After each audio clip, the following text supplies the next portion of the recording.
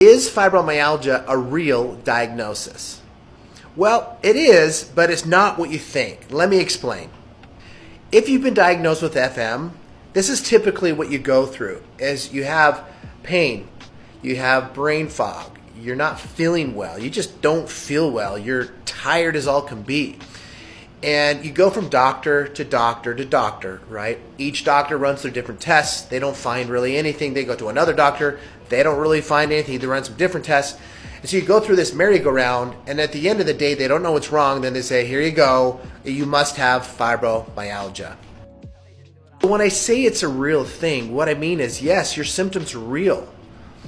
But what we find in our clinic in over 20 years of helping people with this is many times one of the underlying reasons of why you're having the symptoms is because of a undiagnosed thyroid problem, and in particular, Hashimoto's disease.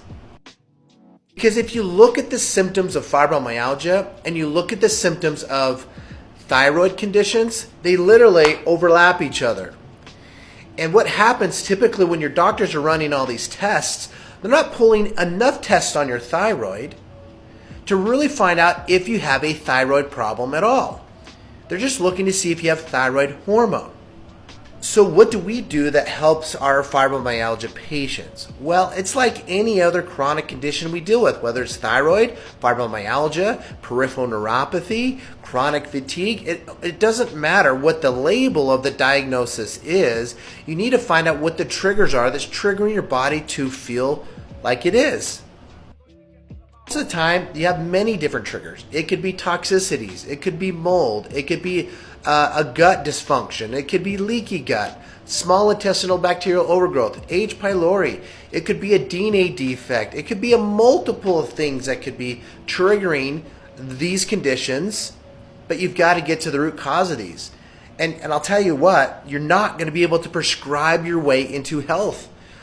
This type of condition, fibromyalgia, you've got to get to the root cause, and medication is not the root cause or the lack of. So we got to look at everything when you're dealing with these types of cases. So why don't doctors do it, or your traditional medicine doctor? They care about you, they want to help you, but unfortunately these types of cases just are not in their wheelhouse. This isn't what they do. And that's okay. They're emergency medicine. So you really need to find someone that knows how to handle these cases like we do.